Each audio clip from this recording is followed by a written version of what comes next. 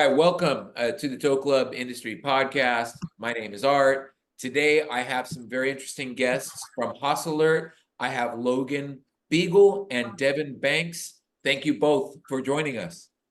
Thank you for having us. Of Yeah, course, of thank you course, very much. of course. So oftentimes, in the towing space, as you both know, slow down, move over is a really important thing to towers. I mean, for obvious reasons, there's the safety aspect. There's sort of also the respect aspect, and I want to just kind of explain to the listeners why Devin and Logan are here. Because in our opinion, in the opinion of Tow Club, and in the opinion of many in the industry, HAAS Alert is one of the front runners that's actually providing a meaningful solution to increase roadside safety when we are doing our work. But before we get too deep into it, I'd like to hear from you guys about your history and experience in the automotive industry really quickly, if you don't mind. Yeah, I'll go first. So my name's Devin Banks. I've been with HAAS Alert since February of 2021. I never thought that I would be in the automobile industry or the towing industry, but very quickly, once I started working here and meeting the people in the industry, learning about the problems that you face and seeing how we can, as you said, help to solve this very important problem, I've become very passionate about it and I actually love it. I can never imagine myself working outside of this industry ever again. So that's a little bit about me, Logan. We're glad to have you in the industry. Logan, let's Oh, hear what you have to thank say. you. Yeah, my name's Logan Beagle. I've been with Haas Alert for a little over 2 years now. And since I've been with Haas Alert, I've been working on the tow side of things.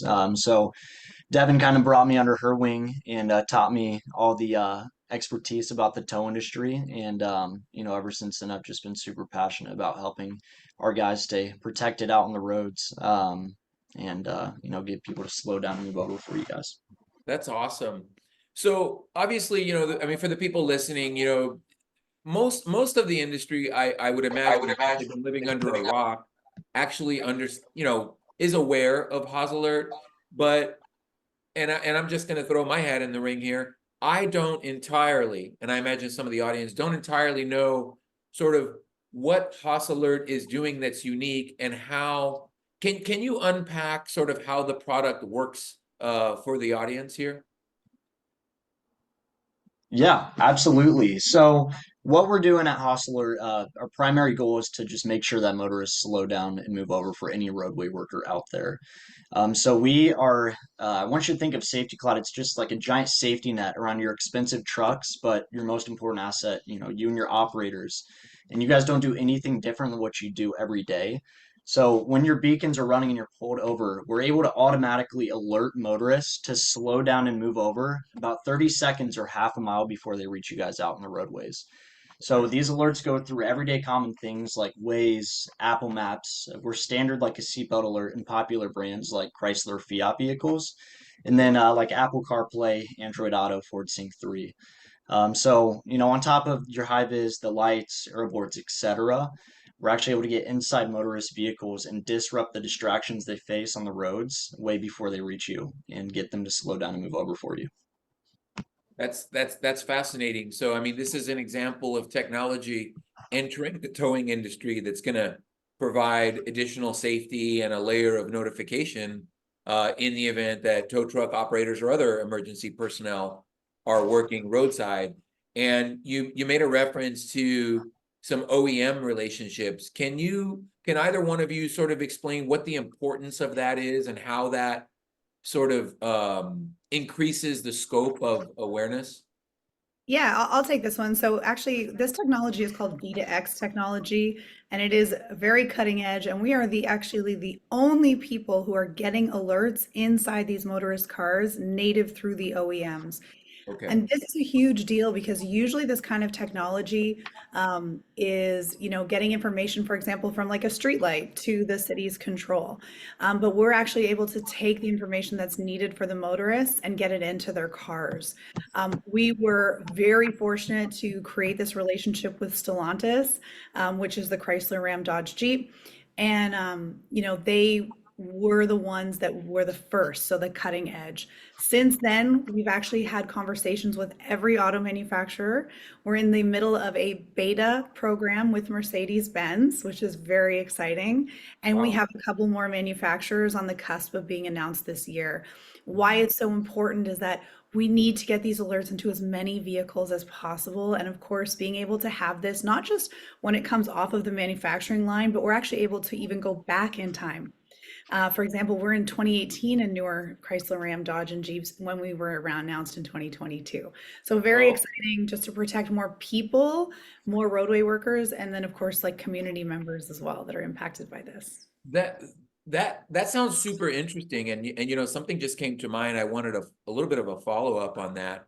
So as we and I've talked about this with several guests on prior episodes, but as we transition to electric vehicles, one of the realities of that is these vehicles are all going to have sort of cellular capability, right? So they will have sort of built-in hotspots, et cetera. How do you anticipate? It sounds to me like this is a good thing for increasing the exposure that HAAS Alert can provide. Can you elaborate on that a little bit? Yeah, definitely. So we, of course, electric vehicles are on our roadmap as well, to include our alerts as part of their standard offering. I think, really we're on this cusp where automotive technology, there's so many amazing things that have happened and, they're getting smarter and they're getting more comfortable, they're getting faster. And now we're really saying, let's take all of that safety stuff that we've been doing with like the bodies of the car, as well as, the lane changing. And now let's really change driver behavior through these alerts. So I think your point with these electric vehicles, they're already doing so many amazing things that this will just be another amazing addition to that.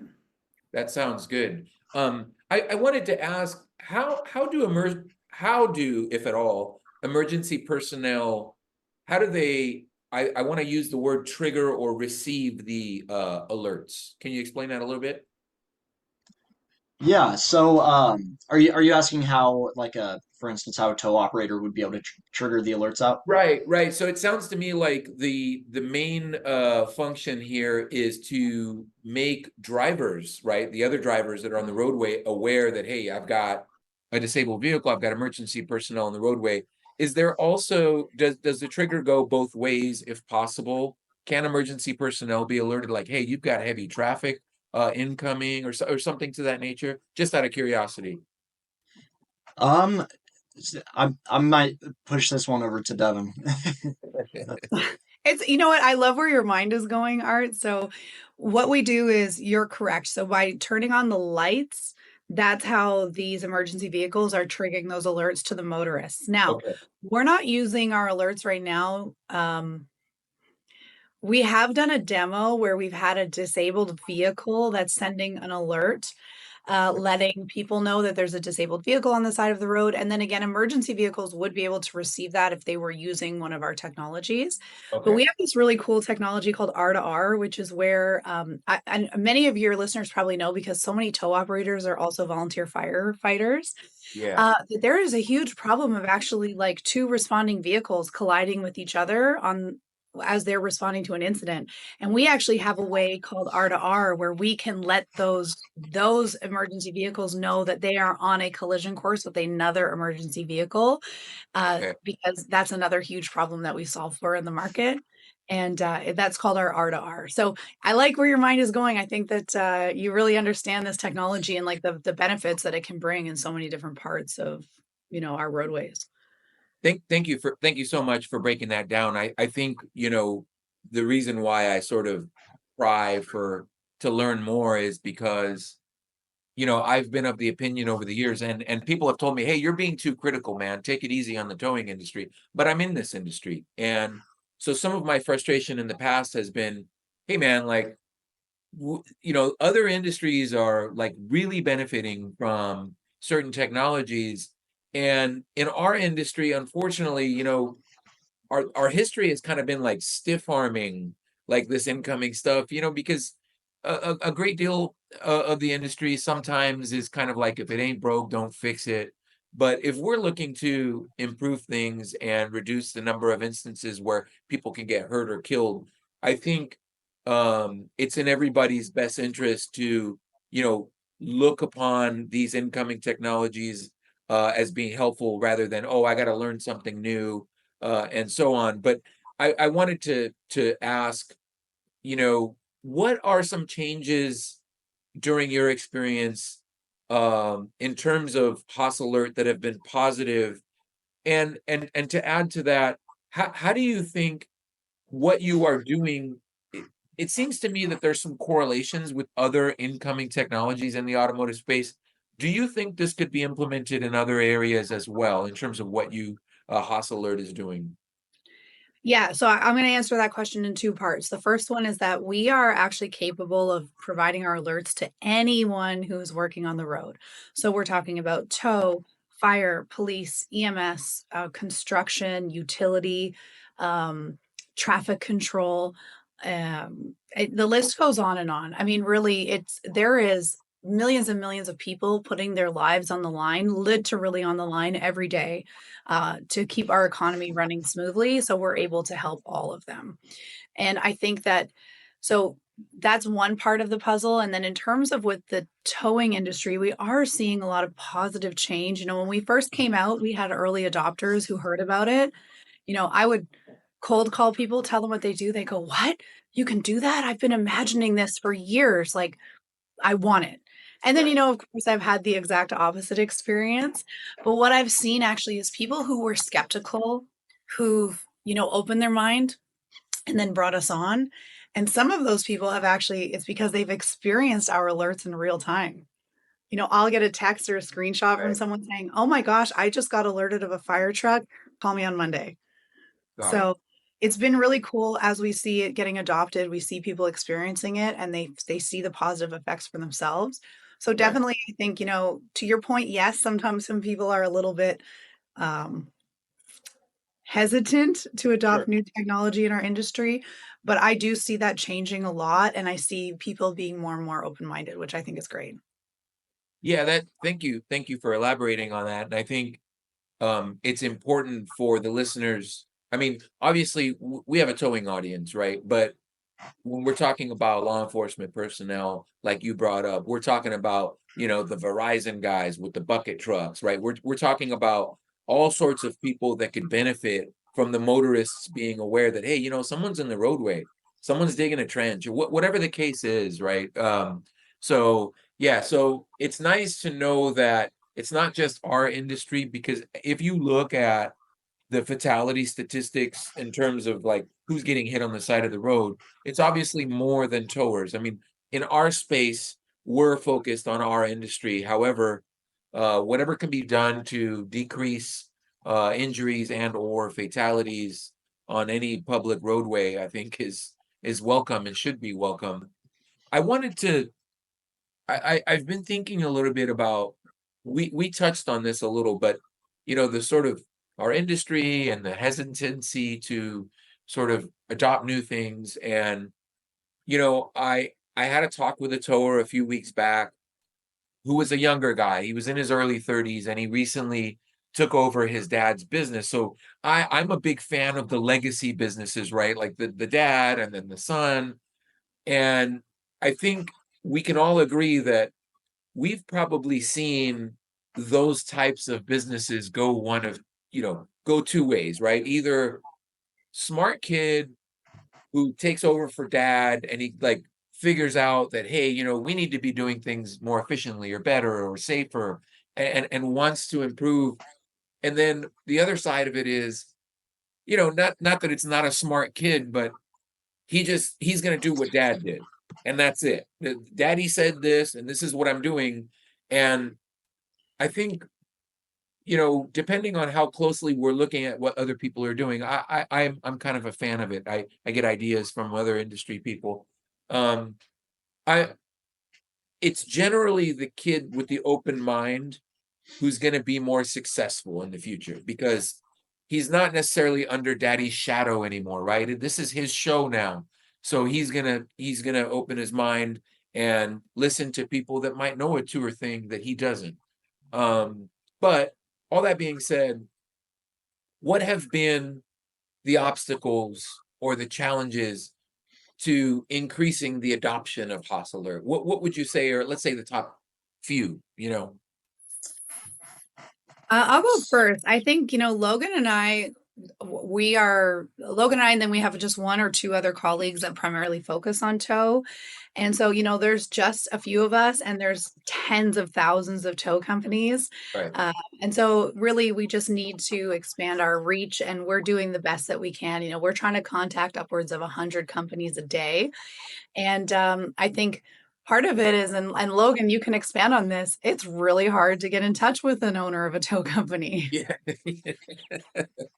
Yeah, most of them screen, and because they're getting all kinds of people get a lot of solicitation calls and texts, right? So everybody's a little sensitive about that. But Logan, I'd like to hear what you have to say. Yeah. It kind of like Devin mentioned, a lot of these guys are also out in the truck all Yeah. day, every day. So it's tough to get them to sit down for a meeting. So it's kind of like the process of getting them on the phone, finding a time to sit down for the meeting, and then um, you know, finding more time to get moving forward and signed up with House Alert. So I mean, I've tried to adapt my schedule as closely as possible to fit the towing schedule, which is a 24/7 open calendar, Yeah. just so that I can really assist these guys as best as possible. And there are some people that aren't really open to trying new things. But for the most part, the biggest blocker that I've seen is just free time, time for them to learn To learn. about a new something new to help protect them, and time to get set up and signed up with us. So That makes a lot of sense, Logan. And and I'll pose this to either one of you. And just out of curiosity here, you don't have to unpack the entire pricing sort of schedule and whatnot, but I was just curious, um, do you think, or if in your opinion, do you think that the out-of-pocket cost for a tower, if any, because I don't know how your pricing is structured, but do you think that's an obstacle? Or do you think the cost is not an obstacle? I think, of course, there's always going to be an obstacle when it comes to that kind of stuff. Mm. Um, we really try, we always say, like, we really try never to price anyone out of safety. We do have specialty pricing for our tow customers. I think that there are some challenges in that it's hard to measure something that you're preventing, right? And Sure. so there's not really an ROI on HAAS Alert, which can be, these are business owners. So that's definitely a challenge for them. And then also, fortunately, a lot of companies we've talked to have not had an accident, have not been hit. And so they've never experienced having to, try to replace a part of a truck that they can't get, and then that truck is off of the out of the Absolutely. rotation. So I do think that definitely luckily we talk to a lot of people who don't, that they're like, well, I don't really feel like I need to spend that money right now because I've never had this happen to me. So again, we can only be grateful that that's the case for most people. Right. Right. No, that yeah, you make a good point, Devin. It's like, um, you know, it's kind of like we were having a discussion with an insurance person about whether or not the juice was worth the squeeze in terms of buying an employer's liability protection policy, right? Because dealing in workplace stuff and human resources stuff is very difficult to comply with for the average person. And so, the agent's telling me, he's like, well, I'm trying to sell this policy, and these guys are saying, well, I've never had a problem with this, right? So I imagine the same principles apply to Hustler, like because you're sort of asking, hey, invest in something that could reduce the chances of a severe injury or fatality. And it may be intuitive for somebody to say, hey, I've got bright lights, and, I've got orange, the class 3 reflective gear, and so on and so forth.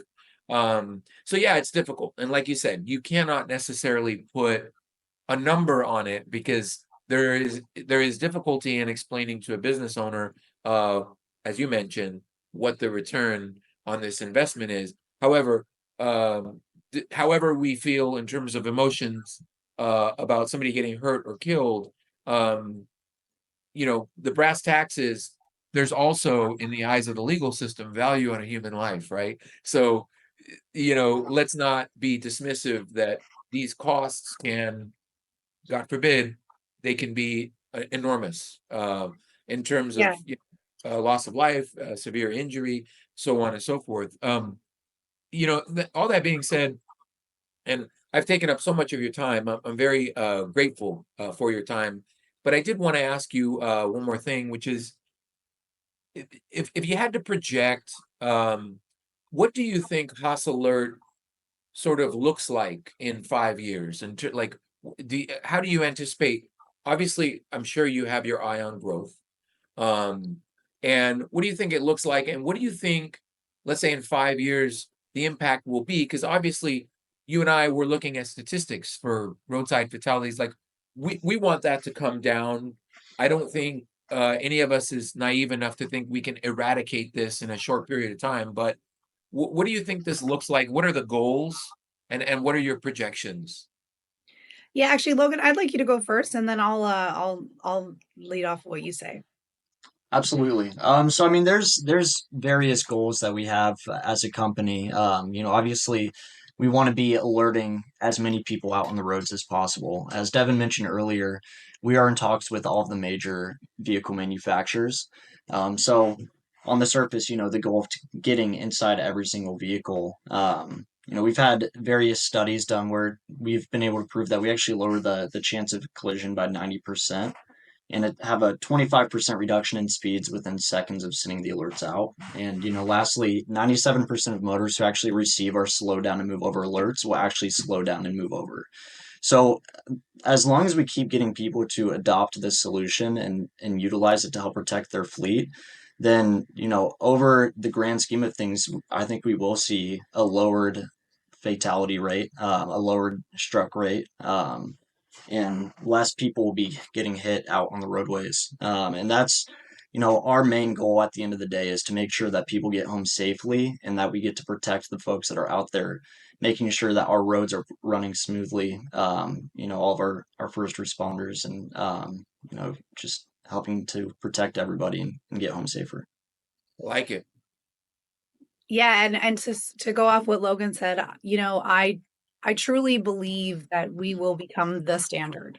If you look at some of the other safety things that we've adopted, just even in our lifetimes, like seatbelts and helmets, there was a lot of pushback. A lot of people, people didn't want seatbelts I, when they first came out. I Um, know it's kind of funny to us now, right? But Right? yeah, And the impact that they've had, Logan mentioned all of our tow operators and first responders and road workers, but motorists are tens of thousands of motorists are killed every year as well. So the chance to make an impact on safety is huge, but also this just like seatbelts, just like helmets, I think is going to become the standard. I do see this happening quickly. The technology is changing so fast.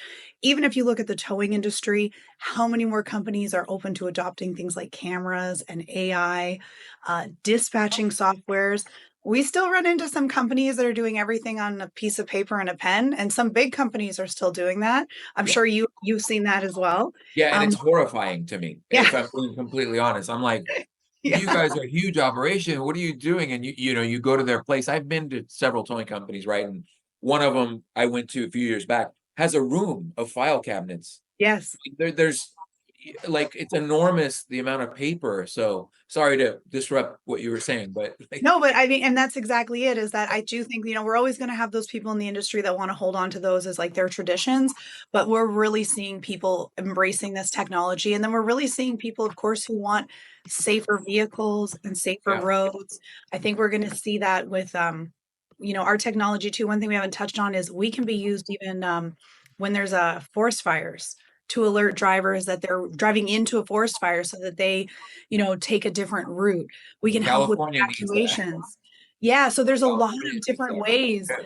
that our technology can help. So I see this becoming the standard. I see that we are going to, the next generation of young drivers, like my daughter who's 7, her car will come standard with HAAS alert, being able to receive HAAS alert.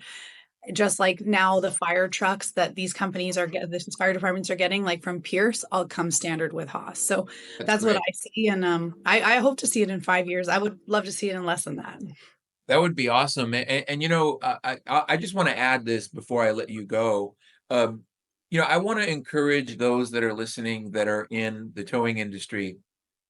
You know, it's one thing for us to say slow down, move over, and share it, and encourage people to respect vehicles that are working on the side of the road, and of course, slow down and actually move over. It's quite another thing, and I want to encourage the industry to adopt HAAS Alert because, you know, again, it's one thing to share and encourage people, but it's quite another to actually take meaningful action. And adopting what HAAS Alert is doing and being supportive of HAAS Alert in the face of a crisis where our operators are getting hit on the side of the road. So, you know, all jokes aside, this is an opportunity for the towing industry, for those that are listening, to put the word out there that HAAS Alert is doing something meaningful that's going to reduce the chances of our towing brothers and sisters from getting hit on the side of the road. I've taken up so much of your time. I want to thank you both for joining the program. And I did want to remind the towing industry, you know, that if you aren't willing to know, please don't tow. And HAAS Alert and all of the relevant information to contact HAAS Alert will be in the video description. I want to encourage you once again to be supportive of HAAS Alert. Thank you so much to Devin Banks and Logan Beagle. Thank you.